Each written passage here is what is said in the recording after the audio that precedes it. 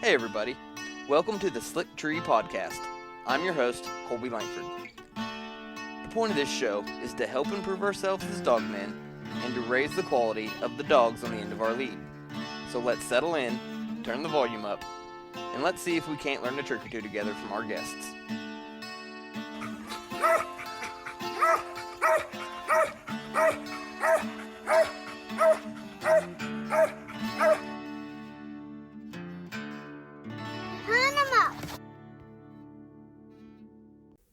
Hey everybody, I'm your host Colby Langford. Today we are going to do something just a little bit different. We are going to start a new series on the podcast, and I don't know that it's going to be a running series of multiple shows in a row, but I think it's something we're going to kind of scatter out here and there as I can get them put together. But we're going to call it Tales from the Timber, and it's going to be a collection of short to medium length stories that revolve around mostly hunting dogs, and we're gonna put them together and let you guys listen to them and see what you guys think of them. This has been in the making for quite a while. I've kind of been rolling around this idea in my head for a few months now, and finally happy to have enough of it put together and compiled to make the first episode out of it, and I'm pretty excited about it. But I do have a favor to ask you guys. This show's free to listen to, and I appreciate you guys all listening. I truly do. But if you don't mind, please like, share, subscribe. Just help me promote the show on your social medias. It doesn't cost nothing. It's free to do. And it really helps me out, and it helps more people find the show, and gives them a chance to listen to it as well. So I'd really appreciate it if you guys could do that for them. I hate to ask, but thank you if you do. Well, I guess without delay, I'm gonna go ahead now and hand it off to my good friend down in Mississippi, Mr. Steven Brabham. All right, this is the story of Brabham's Tough, or Brabham's Tuffy, which was his registered name.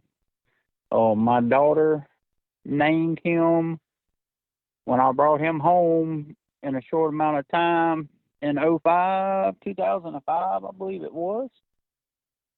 When I brought him home as a 6-week-old pup, in just no time, the pup got sick.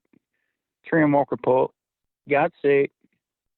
Parvo laid around here doctoring on him, and should have probably called him 2 or 3 times, but my daughter was 5 years old, and she drug that thing around for a week looking like a snake would hide. But he finally come out of it, and then I think we hit him with the four-wheeler one day when he was maybe 4 months old. So after that, he kind of got a name. I started calling him Tough, and we call him Tuffy. So his actual registered name was Tuffy.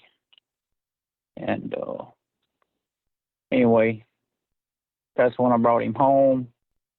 And this story is a little bit of background about him. I started a lot of dogs for the public back then.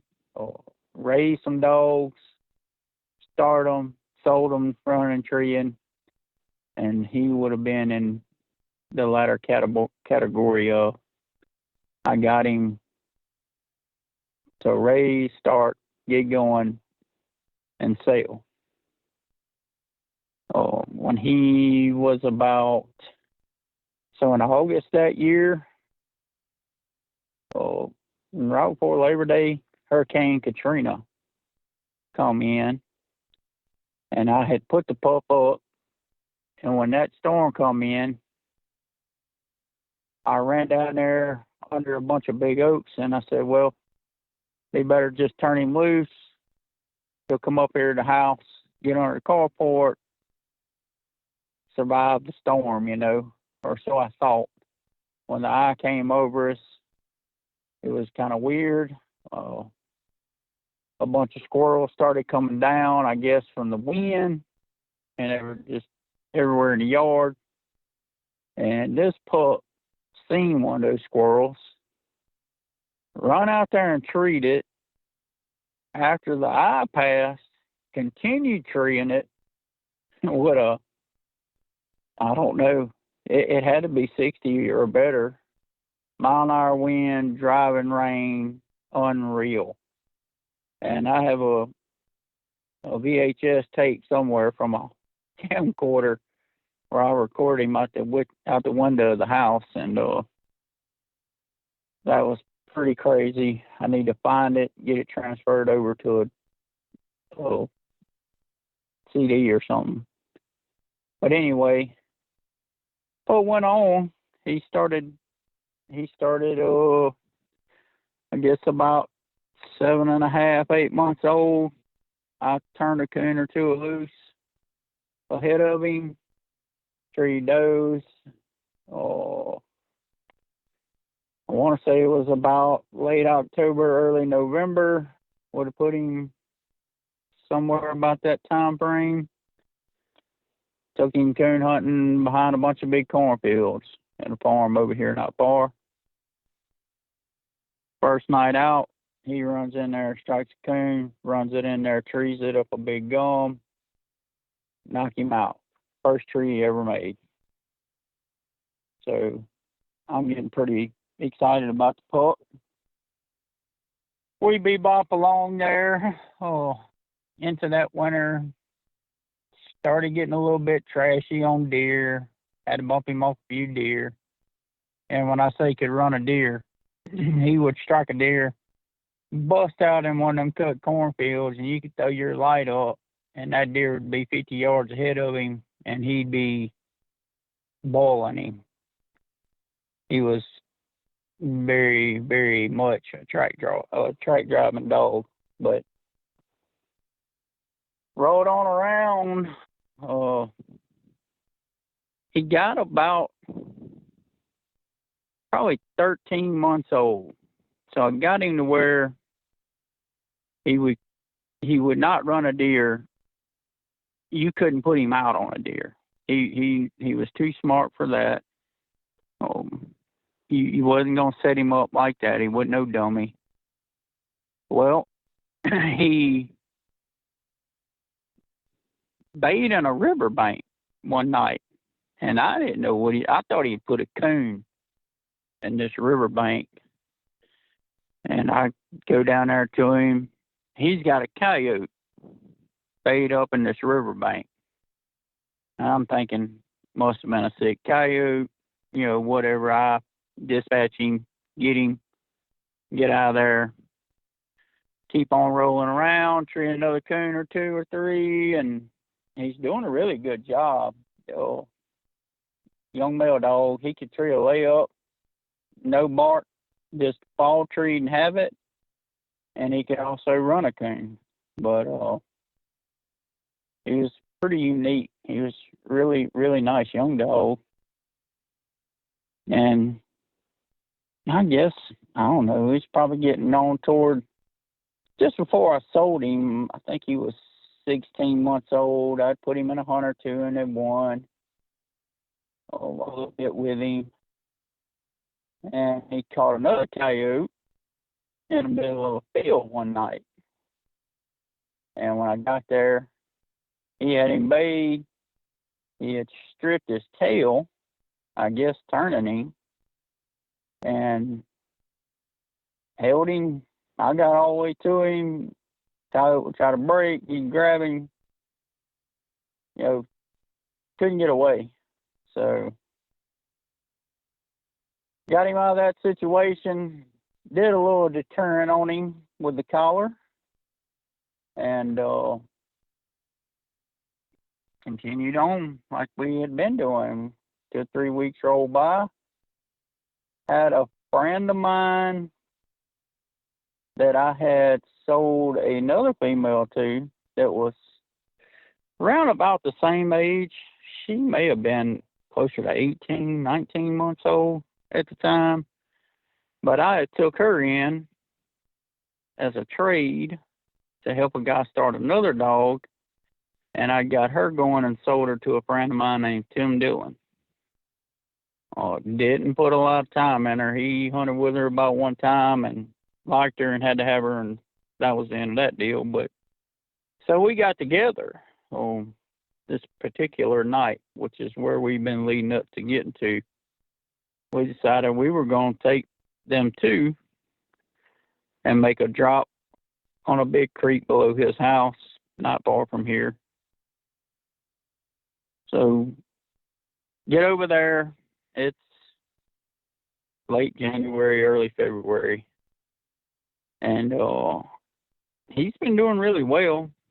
You know, treeing coons, looking nice. And we cut loose, and I think we I want to say we treat a coon, or possibly a den, right out the get-go, and got them back together, got recut down this creek, and they strike. And they're just in short time, they're together running this track.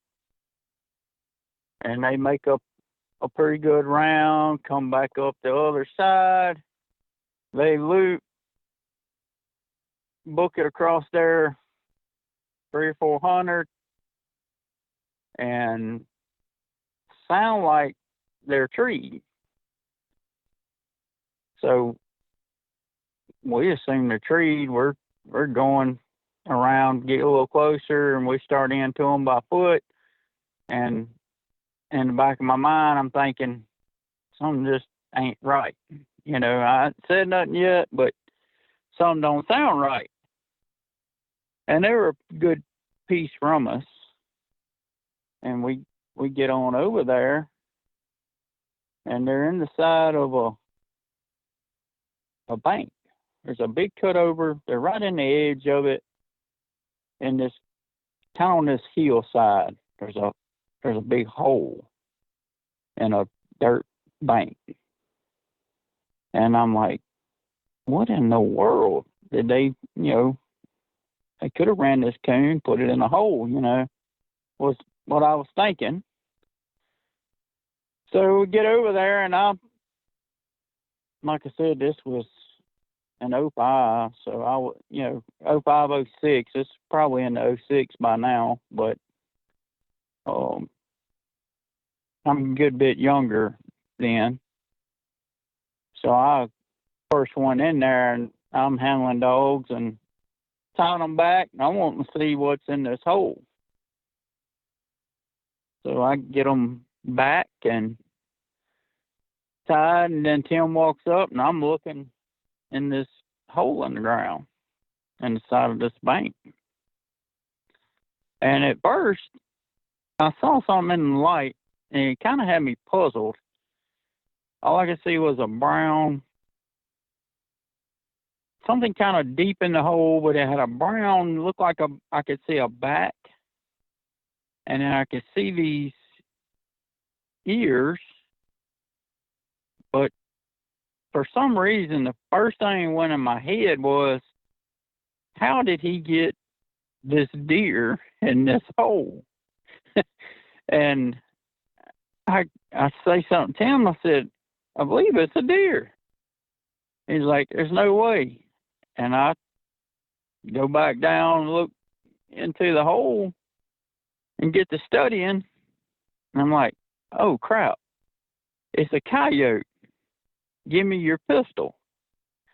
So I take a .22 pistol, dispatch the coyote, turn around, tell Tim, hey, I got her, got the coyote, whatever. He says, well, climb up in there and drag that thing out. I'm going to get a limb. We're going to do some correcting. I'll say, okay. So when you get ready, I'm going to slide into this hole about up to, I don't know, 3/4 of my chest cavity off in this hole and reach in there and pull this thing out and do some training. Well, I'm shimmying my way in there, and I've got a light shining down the hole, And when I reach and grab this coyote, there's a head comes up on the other side of it, another one. And my first thought was, is they're going to find me right here in this hole, ate up by a stinking coyote. So I back out pretty quick, and he just sunk back down and said, "There's another one in there." So I take the light, go back to the hole, dispatch it. He said, "You gonna pull the other one out or not?" I said, "I don't think I'm gonna try to go back in there again. I don't know if there ain't another one behind that one." So the moral of that story is sometimes they got backup waiting, and I did not bring that one out. And shortly after that, did get him broke. Made a pretty nice dog. Made night champion. Sold him to another buddy of mine, and for as long as I can remember, until the day he died, I don't know if he ever ran another coyote or not. But they sure put at least two in a hole one night that I can tell you about. And if there's any more behind it, I don't know, but I didn't go back down. Thank y'all for listening. I'd say Tuffy sounded like a good one, man. Just trash enough to be fun and keep you on your toes. Steven, I want to thank you for sharing that with us, buddy. That was a good story. I enjoyed it. Next up, from West Virginia, my longtime acquaintance that I've still yet to meet, Mr. Matt Mclane. He's going to give us sort of an update and a little bit of a wanted advertisement of sorts. So, here he is. The hoot dog came from out your way, came from Dane, England, Henrietta, Oklahoma, I believe. And I can't remember if that's where Dane's from or Brandon. And I talked to him about the pup and talked to Brandon Fowler about the pup. And Brandon described it, and I said, well, that sounds like the type of dog I'm looking for. Because my tastes are a little bit different than other people's. And he described the type of the parents, Sire and Dam, were the style dog I like to hunt. And so I told Dane I want a pup when I had sent the money, and the plan was Brandon was going to take it to Jamestown, and I have a friend that's going to Jamestown. He's going to pick it up. And something fell through. I can't remember, but they couldn't make it to Jamestown. I'm like, well, it's probably what happened. We get a pup out of Oklahoma, clear to West Virginia, and stayed in contact. And Brandon was like, well, I'm going to breed a dog over in, I think, Georgia. And he was like, when she comes in heat, I'll be driving this route. And I said, well, I have friends that live around Nashville. I was like, let me contact them, see if they can meet you. So I contacted 3 friends in Nashville, and they were all like, yeah, no problem, no problem.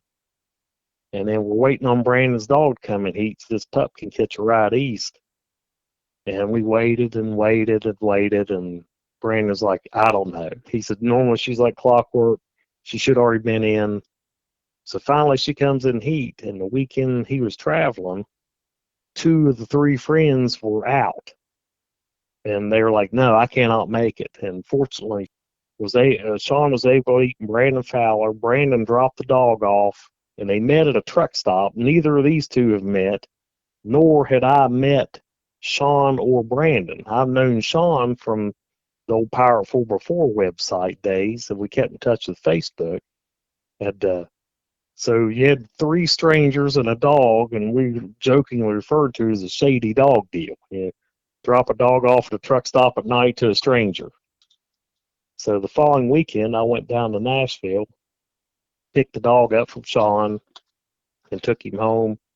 He's in his 3rd season.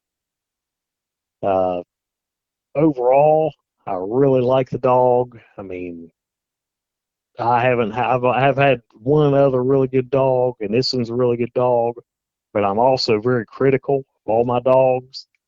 And this one has plenty of tree, plenty of motor. He's smart. He's squirrely. The only thing is, I wish he was a little bit more tracky. But he's in his third season, and it takes time because he's not the type of dog you would take out coon hunting. He's just not a dog that's going to hit a coon track and run it. But here lately, this late winter and through the spring, he's been treeing coons around the house, and he keeps getting further and further out. And I'm like, well, maybe he's getting confidence enough to use his nose and run tracks now. So we'll see. But he's just a little mini cur, 30-pound yellow dog. I can't remember what his breeding is. Brandon or Dane would have to tell you more about that. But I like the little dog. He's a dandy little squirrel dog, and like I said, he's showing us some coons, so we'll see how he turns out. And on that same note, you're always looking for the next one. I am currently looking for a pup, and I have two friends who are looking for a pup. And the one friend is the one in D.C. area, Nick. He's got a dog that came out of Alan Franklin stuff through Jeff Brooks. And Arlie is one of these dogs. He is just criminally smart. I mean, he's the type of dog that, like, you pin him up in a fence or something, he'll walk the whole fence, and he won't get out, but he already knows how he's going to get out. And then as soon as you drive off and get 10 minutes down the road, he busts out of the fence. He's that type of dog.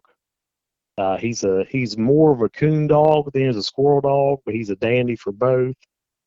And Nick would like to breed in to have a pup similar to him, and I like him. I would like to have a pup out of Arlie. And my taste in dogs are different than a lot of the other guys out there. Uh, I don't like a dog with a ton of tree. Dogs that have too much tree, they have the desire to tree more than they have game. And those type dogs, particularly coon dogs, I've seen a ton of it, they show you a lot of slick trees because they really want a tree more than they want to have game. And I like a dog when I get to a tree to go, okay, I called you to the tree, my job is done. Now my next job is to catch the game when you knock it out or track it if it bails out. And dogs that keep their paws on the wood miss all this action. I like the dogs that back up 20 feet. So that's what I say when I don't want as much tree as some dogs have.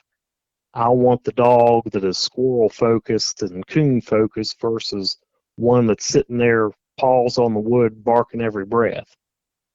It's already done its job. It called me to it. I don't need all that.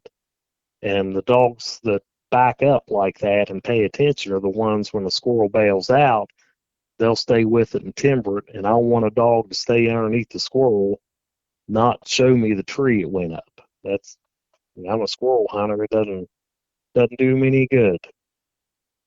Yeah, I like a dog with ton of brains. Yeah, my old dog we talked about last time, he's type of dog, he's a farm dog.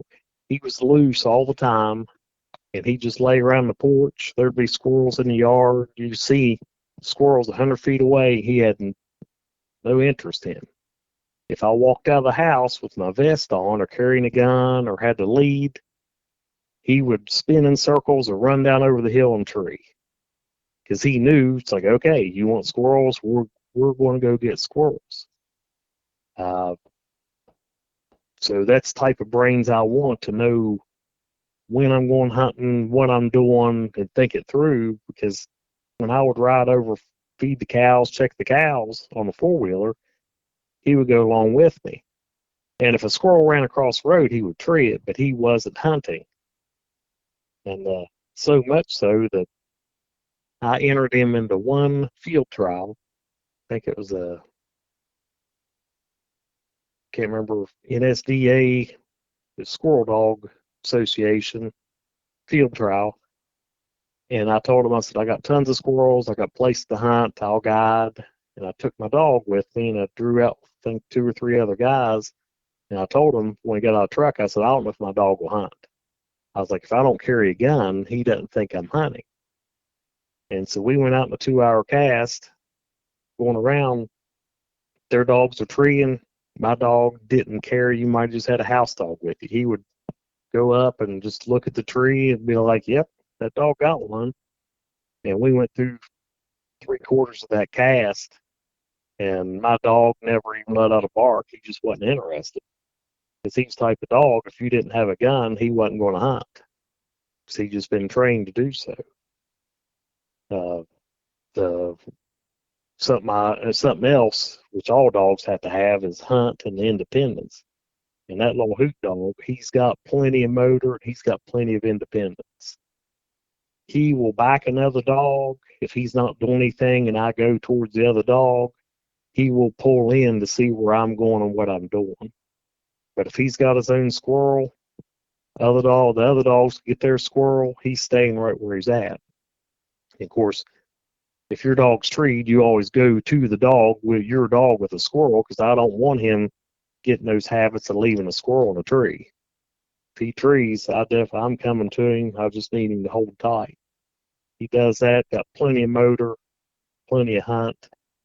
Uh, you know, nothing's perfect. He's a great dog. Love him. I will feed him till he dies. But I wish he was just a little bit more tracky and had just a touch less tree. So that's what I'm looking for in a pup. So I'll go through 100 of them.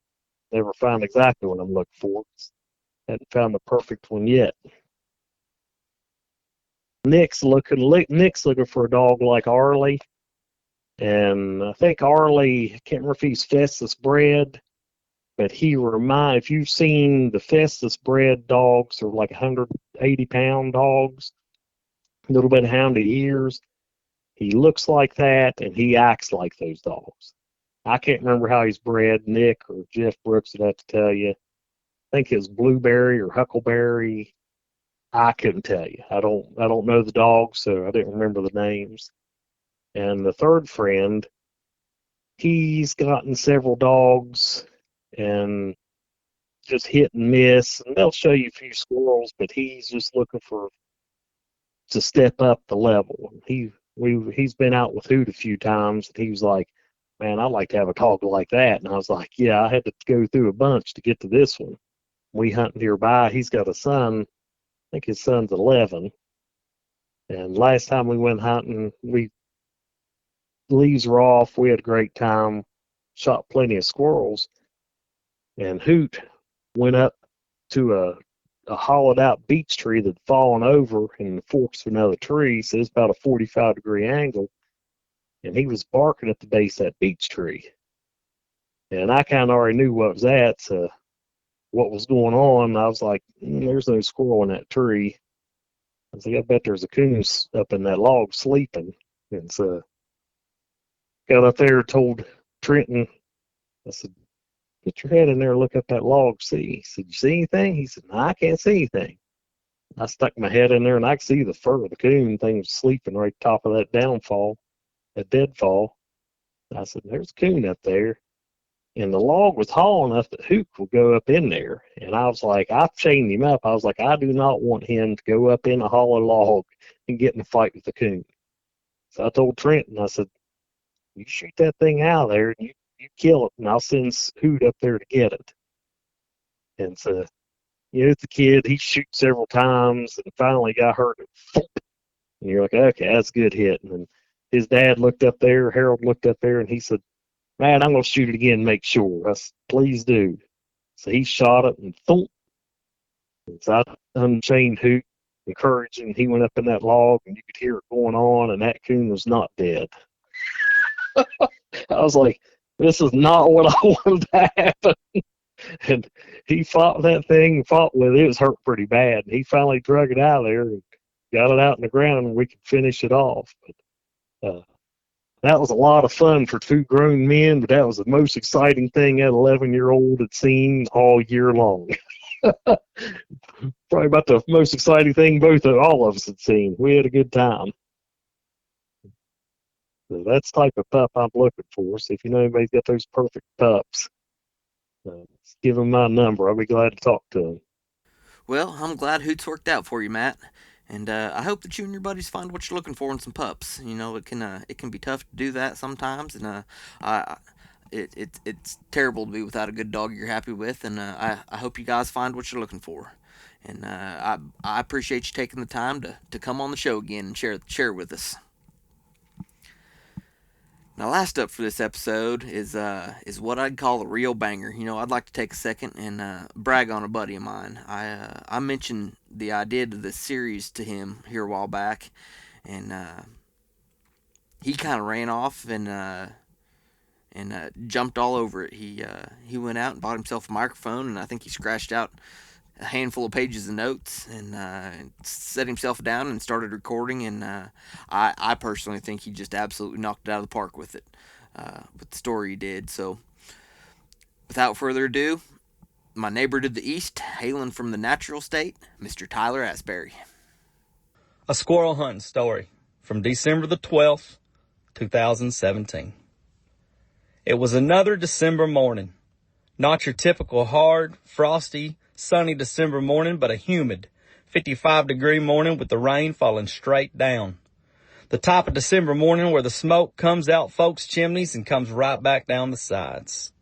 I had abandoned any and all responsibilities on the home front and loaded my 2003 model Chevrolet pickup with as many necessities and luxuries I could think of. Now, before I get started on my destination, there are a few words from my opening statement I need to define and explain a little to those who, like me, tend to overthink things. The first one is abandon. For when I declare I've abandoned any and all responsibilities on the home front, I'm talking about my duties as a husband and a father. I was not plagued with a wife who kept up with me or handled my day-to-day schedule. I was not given a wife who kept score on how many days I've spent following a tree dog or how many nights I spent jigging for slab crappie, or who I had to seek permission from to throw a dog lead over my shoulder and walk out the door. I was blessed with an angel of a wife who simply needed three things to be happy: healthy children, a good book to bury her face in, and plenty of Reese's peanut butter cups to snack on.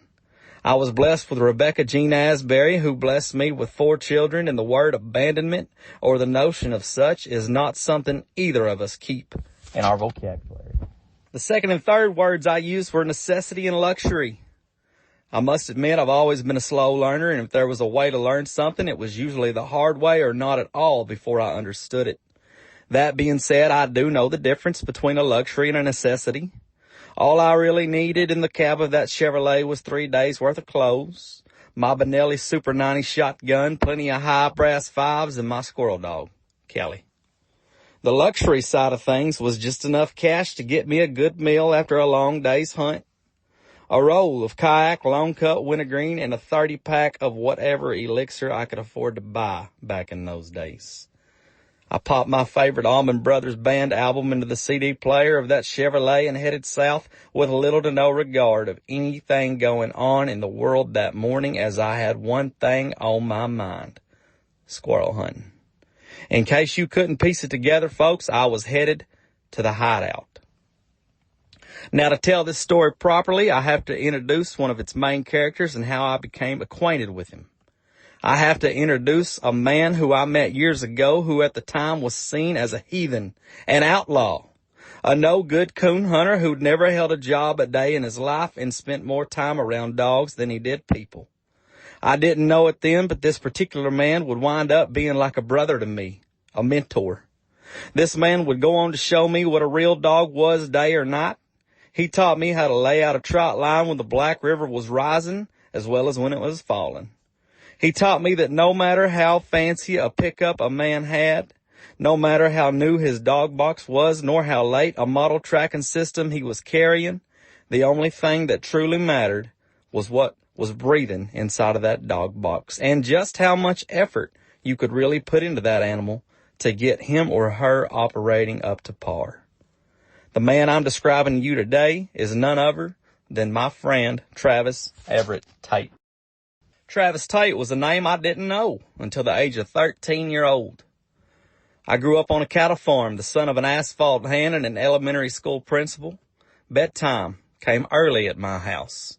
You could just about bank on nothing unexpected ever happening in the wee hours of the night at my childhood home. However, on this particular night, all that changed as it was around 3 a.m. and I awoke to my father yelling obscenities out the door, madder than hell. My mother rushing to the closet to get our 870 Express Super Magnum to bring to him, and a man driving out of our gate in the ugliest, most beat-up Ford Ranger pickup I believe I have ever seen. You see, my father, Greg Asberry, was and still is a serious man, a businessman. He has always operated on the notion that if you're not moving forward in life, you're going backwards. And if there's one thing Greg Asberry held sacred, it was his cattle and furthermore the integrity of the 5-strand gaucho barbed wire fence that held his cattle in check. A man driving in and out of his gate in the middle of the night was unwelcome, as this was a threat to the cattle and the dogs would run these cattle through the fence and all over Sidney, Arkansas. In case you haven't pieced it together, my friend Travis was coon hunting on the creek without permission, and my old man, he was not very thrilled about it. They exchanged a few choice words, and Trav got back in his truck, and Dad shut the door to the front porch, and we all settled down. Curiosity ate at me, but not near as much as the need to finish my night's sleep. Now, the very next morning, we got up like we always did, and fed the cattle and slopped the hogs and watered whatever Charolais and Hereford Cross calves we'd weaned off that year. Got a shower, gotten dressed for school, and headed to the metropolis of Cave City, Arkansas, a town I now call home. Back in them days, there was not a finer place to stop for breakfast than a little gas station that generations of Sharp County natives called the country store. I walked in like normal and ordered my double biscuit and gravy and made my way to the back to grab the coldest Mountain Dew that little store had to offer. But now, before I made it to the cooler, I was startled to see a man leaned up against a table grinning at me. He was not tall nor short. He wasn't skinny nor fat. He wore a black, shiny jacket zipped up to his chin with the words "Double Platinum PKC Champion Nasty Nicky" embroidered over his heart. His boots was worn but clean, as if he'd spent a lot of time wading in water. He kept a mustache what reminded me of Val Kilmer in the movie Tombstone, and a mullet long enough to be permed but not so long as it sat on his shoulders. "Hey, boy, did you hear me trade last night?" he asked me. "You must be Travis Tate," I replied. The man grinned and walked off to the front of the store and shook hands with the owner, and out the door he went. Double platinum, I thought to myself. Wonder what that means. I grabbed my soda pop and headed to the front, where to my surprise the store owner was grinning and waiting on me. He handed me my food and grinned, and he said, "Your breakfast has been paid for, son. Go on to school. Have a good day." I took a look out the window and seen that ugly Ford Ranger driving off with more collars off the side of it hanging than nightlight could produce in a week.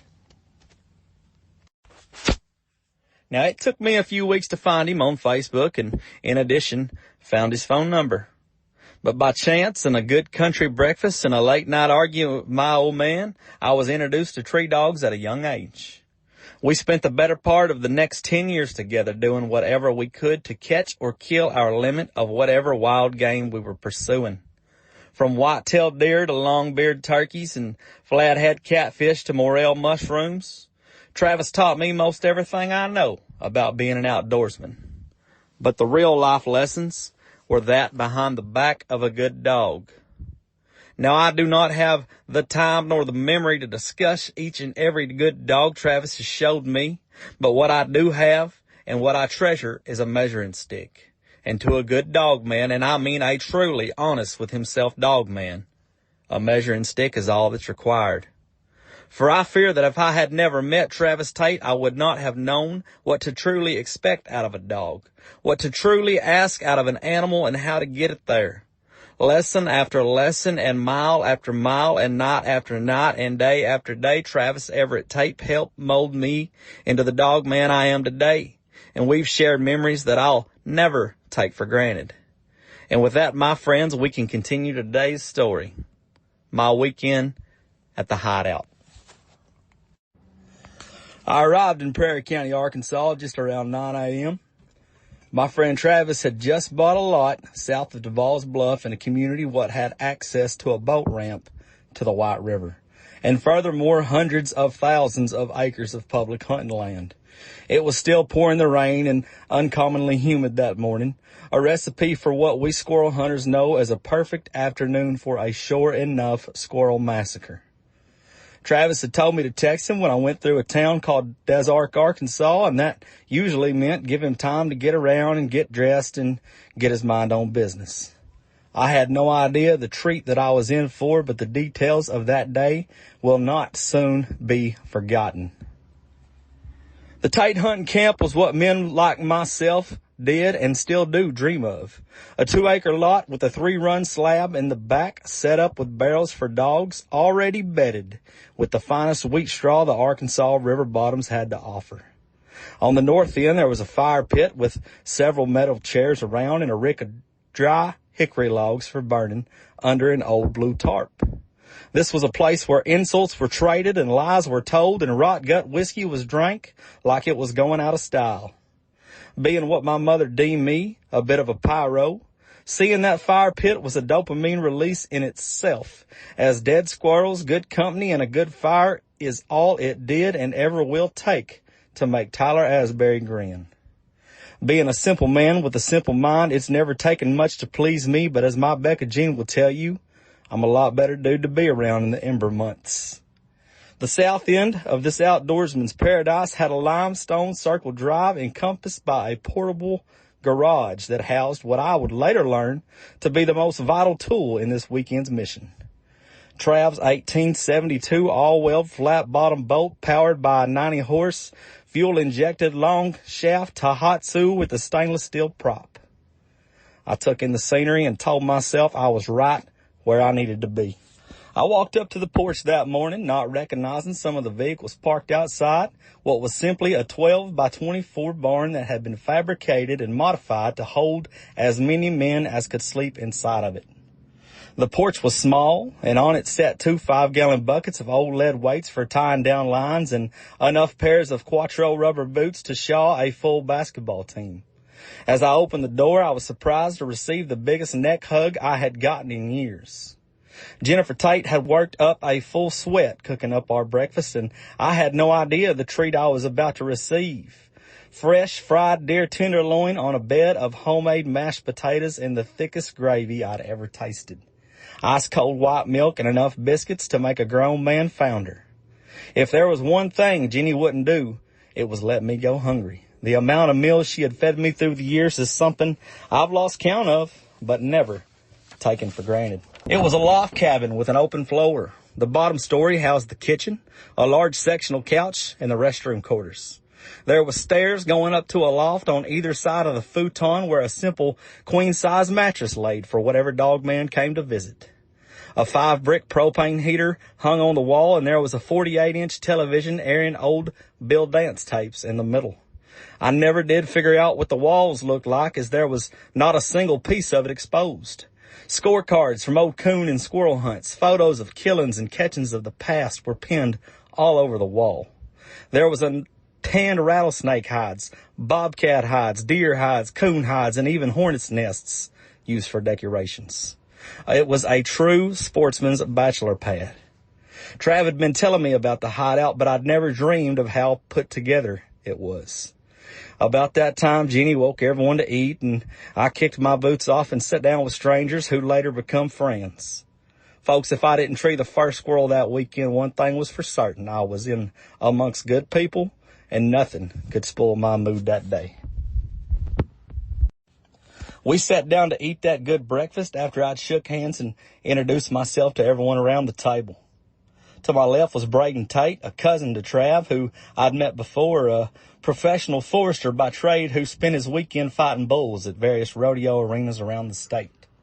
Beside him was a man named James Wheat, a quiet fellow who I later would learn did not pull the trigger of his fire-breathing Beretta unless it was an indefinite kill shot.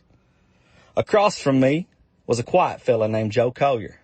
Now, I had heard of him before, or should I say heard of his dog. Let's Jam Cole was off of the infamous 2020 Hummer, Brian and Shannon Looney's dog, who at the time was the hottest stud dog in the squirrel dog world.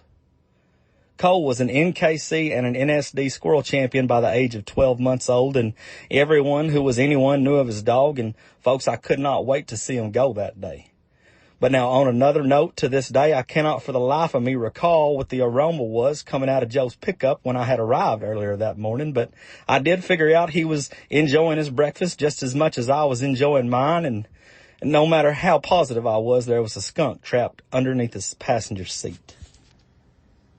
Now, I'm not sure what offended Jennifer Tate more that morning, the fact that I did not clean all the food off my paper plate or the fact that I attempted to help her clean the kitchen when we were done. But one thing I did know is that the hospitality of the Tate family knew no limits. We shuffled on outside and stood under the porch until the rain finished. I wasn't sure if I could even walk to a tree after the breakfast I had just inhaled, but I was not about to let anything stop me from fully applying myself to harvesting as many limits of Prairie County gray squirrels as Callie and Cole would tree. I had strategically placed my Garmin shocking collar around the shoulder harness of my game bag, 3 boxes of high brass 12-gauge shells in the pouch, and made sure to put a fresh set of AA batteries in my Garmin. Folks, all I was waiting on was a green light from my buddy, Travis. That rain turned to a sprinkle, and that sprinkle turned into a drizzle that finally developed into a cool mist. I had opened the door to my Owens dog box and decided to let Callie stretch her legs and relieve herself, as she had been cooped up in that box for hours. And if there was one thing about Harper's Callie, she would not operate if she wasn't happy. See, I had acquired Callie from a watermelon farmer several months before this day, and she was an odd dog, full of quirks and pride. There was buttons I could push to win her favor, and there was buttons I could push to shut her down completely. She spent the first 5 years of her life running free. She had complete free will as an animal, and putting a handle on her was one of the most challenging things I had ever done with a squirrel dog. Everything she knew about treeing a squirrel, she taught herself running loose. They was trees where she would stay hooked for an hour, and they was trees she wouldn't stay 2 minutes. There was days she would tree alone, and there was days she would cover. And I hated this inconsistent behavior, and I hated that I couldn't correct her with my hat brim or a little electricity. But I did have one thing figured out. The more praise I give Callie, the better she operated. And if she wanted to put on a show, she could flat do it with the best of them. I didn't know it back then, but Callie would end up to be one of the best pure squirrel treers I'd ever snapped a dog lead on. And more importantly, she became a very important part of my family. Callie got stretched out that morning, and my friend Travis asked me to help him hook up to his boat and hop in the truck to haul him to the boat ramp slip where we would get loaded up for our hunt. I could tell something was off about Trav that morning. He wasn't his usual talkative self, and he wasn't cracking jokes or telling stories. He was not involved in the camaraderie at the breakfast table. He wasn't poking fun at me in front of strangers as he often did. That morning he was quiet. He was zoned in. And after thinking it over real hard, I decided there wasn't nothing wrong with Travis, and I knew he wasn't bothered, but he was mentally preparing himself for the evening hunt.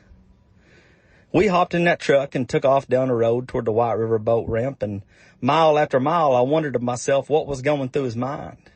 See, anyone who knew Travis back then and even now knows he loves to laugh and be right in the middle of a good story. Especially an exaggerated story that if he added a few details in case just to make it a little better, that was fine. See, I've seen Travis stand outside in the driving rain and tell his wife the sun was shining to see if he could get away with it. He's the type of character that could sell snow to an Eskimo. They'd been so many nights where whatever high-powered Walker coon dog he was leading was treed over a mile, and he'd report to me the dog was just a tick under 500 just to get me to walk faster. But now I knew one thing about him back then, and I know it now. He would never joke or lie about the quality of a tree dog, and after several attempts to find out what was on his mind, he finally pulled off the highway and looked me dead in the eye. "I found them, Asberry," he said. I found the squirrels. Boys, my heart pounded in my chest after that statement. My heart pounded as hard as it did the day Rebecca Jean and myself said our I-do's under a hot Louisiana sun.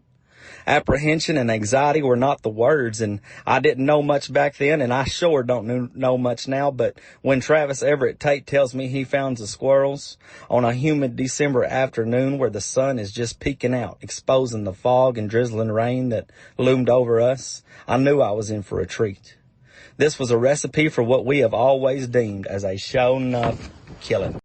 We arrived on that island just around 3 p.m. and I had turned my handheld Garmin tracking device on, and as well as Callie's collar. There was no part of me that was not ready for the events that were about to unfold. And I jumped off the deck of that boat and tied us to the closest cypress knee I could find and eased up the bank with a dog lead in one hand and my Benelli in the other. Trav gave us instructions about the way the island laid and the plan as far as getting back out to the boat, and Joe and I looked at each other and nodded and double-checked our connections, and we cut 'em. It was less than a minute when Cole come tree to our left, and seconds after that, Callie to our right. We made the decision to split up and just let things play out as they would, and I don't remember how many trees we made that day, but it seemed every one had a vine to shake to move the squirrels. Cole, he had a fast, high-pitched chop to his mouth, while my Callie, she had a yodel double or triple chop when she come lumbered. It was a true domino effect. 2 squirrel dogs feeding off one another, but never together. We would shake a squirrel out of one tree and immediately hustle to the next dog, and so on and so forth. Many trees had single squirrels, but we were harvesting doubles and even triples that afternoon. I was thinking about the numbers, but we realized that all of us were about out of shells, and we tied our dogs and began discussing plans to get back to the boat. And Braden and James, they volunteered to go back to the boat and come pick us up to meet us on the northeastern point of that island, while Travis, Joe, and myself counted up the remaining ammunition between us. Together, we had 5 shells left, and 2 of those were mine. I grabbed my water bottle out of the front pocket of my Dan's hunting vest, and it had occurred to me that I'd been operating off of nothing but adrenaline for what seemed like hours. My vest must have weighed an extra 30 pounds from all the squirrels I was toting, and I'd run out of water to drink long ago. We talked it over and decided to cut Cole alone and keep Callie on the leash, and he didn't make it 150 yards before putting it in park, and we decided to mark our way to him. Now, folks, normal squirrel hunting etiquette dictates one man will be on the left side of the tree and one to the right and one shaking vines, and that is exactly what we did. 3 shots went up on that tree and echoed off the water, and 3 squirrels fell. I was at maximum capacity. I could not carry another squirrel, and Travis had joked that my vest looked like a baby's diaper when it was full. 2 shells, boys, 2 shells left. I walked on over to where I had Callie tied out and searched that tree and give her a good pat on the head, and I cut her loose, and my heart sank in my chest as I heard Braden and James coming up the river with the boat. I glanced over at Joe and Travis, and they both hung their heads of exhaustion just like I'm sure I was hanging mine. This was a foot race, you see. We had spent the entire afternoon moving from tree to tree, raining squirrels down and repeating the process. Now, counting the amount of squirrels we had harvested had never crossed my mind at that moment, but I was certain we were under our limits. Arkansas Game and Fish Commission dictated that each man could kill 12 squirrels per day, but possession limit was only 48. And I had never been on many squirrel hunts before that day where I had killed that many, but 48 squirrels was one thing that had never happened to me. My Callie started in singing my favorite verse of her yodel, and she was giving me the green light to head her way. Upon walking in, I realized that she had gotten treed on what seemed like the biggest cypress tree the natural state had, and there was one large vine coming off the very top fork. We arrived at that tree as she chopped and whined, and I had remembered I was the only one with shells in my gun, so I took my place where I had the best view, and to my surprise, when Travis gave that vine a tug, 5 squirrels come bolting out of that tree. Friends, I'm here to tell you I couldn't do it. It was enough. He looked at me and I at him, and I took both of those shells out of my Benelli and told him I was good. I didn't need any more. It was the first time in my life I had seen that many squirrels in one tree, but in that moment I decided I didn't have it in me to attempt to harvest anymore. It was the most complete hunt I had been on to date. We leashed our dogs up and headed to the sandbar where the boat was waiting for us, a sight I had never been so happy to see. Now, we stood there on that sandbar and unloaded our vests on the deck of that boat and counted out a combination of 47 red and gray squirrels, 3 coons, and a hornet's nest. We were 1 squirrel away from our possession limit, but none of us cared. Exhaustion was not the word. We laid our guns down in the floor of that boat and took our vests off and finally secured the dogs in the boat before I give us a push off the bank where we would begin our journey back to the slip on the ever-famous White River. We started back down that river in that boat just before dark. I'll never forget the cramps that shot up my legs, wondering if anyone else on board felt the same exhaustion I did. The dogs, they both laid down in the floor beside our piles of squirrels, and I figured they was pretty tired too. About that time, I looked to the sky and seen what must have been thousands of ducks and geese circling a flooded rice field to our left. They was mallards and pintails and gadwalls and snows and specks and even Canadians. It was the biggest feed I believe I had ever seen, but that's not what caught my eye. The sky behind it, it was painted in hues of orange and red and purple and yellow. I could not believe the colors my eyeballs was seeing, but I looked up at Travis and he at me, and we both nodded. There was no words exchanged or no plans discussed. There was but a simple understanding between two men about what was going to happen next. He pulled the kill switch on that Tahatsu, and as we came to a stop, I threw the anchor down right in the middle of that river. 5 men, 2 dogs, 47 squirrels, 3 coons, and a hornet's nest. We all looked up at the sky and a loss for words. The beauty of this picture was presented to us with something I couldn't bring myself to explain in any words. It was a moment of tranquility, a moment of bliss. It was there on that boat that I realized how truly blessed I was. I realized that everything I had and had been given in life was not given to me by the hand of man or myself, but a blessing from the Lord above. Gratefulness filled my heart, and I felt small. Folks, it was in that moment there on that boat under a nice Arkansas sunset that I decided the kind of man I wanted to be, a humble man, a thankful man, and a man who told himself to never, ever take a single day or hunt for granted. We sat there in the middle of that river taking in the scenery for what felt like an eternity. 5 men, 2 dogs, 47 squirrels. There are things in life that I've likely forgotten, but the view painted by our maker on that December afternoon is not one of them. Now, if y'all have tuned in this long, I want to thank you for your attention to my story. Colby called me and asked me to tell a squirrel hunting story, so I typed it up, and everything you've heard so far was just me reading off a piece of paper. I appreciate you listening, but now what I've not told you is that December 12th of 2017 was my 27th birthday. And I spent it doing just what I'd intended to do. Now, I don't consider myself a great dog man, and I damn sure don't consider myself much of a storyteller. And although I try to build a different style dog with different style goals than I did back then, I still treasure the memories of the weekend at the hideout that I had. Now, this part ain't typed. This is just Tyler talking from his soul. And I want you to listen to this part because now I really want to drive a point home here.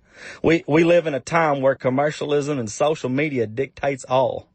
Folks are too concerned about who's doing what and who they need to keep up with. We spend more time comparing ourselves to others than we do looking at ourselves and being grateful for what we've got.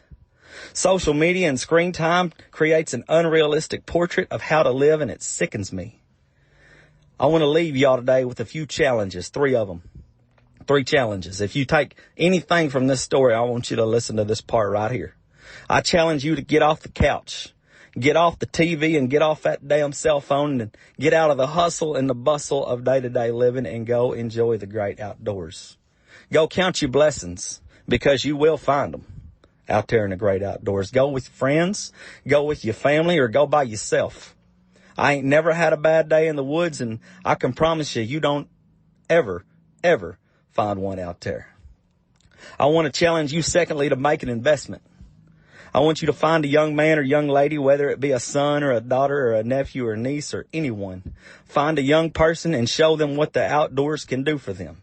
Make that investment that Travis Tate made in me all them years ago.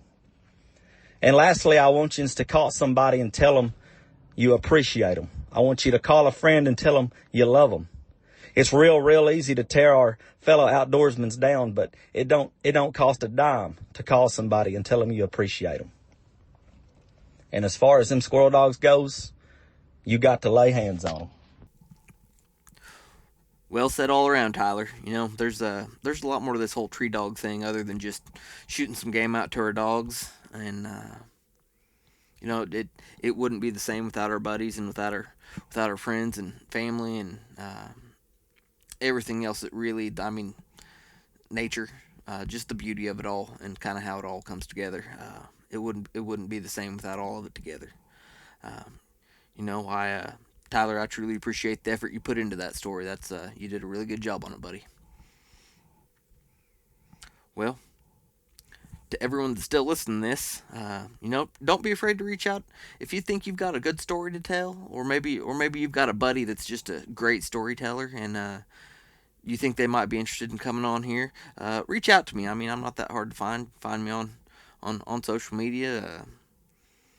Shoot me an email at klangford, LANKFORD 87 at gmail.com if you want to, if that works for you. Uh, Reach out and we'll see if we can't get something recorded, get something going on. But once again, thank you guys all for listening, and I want to thank all my guests again.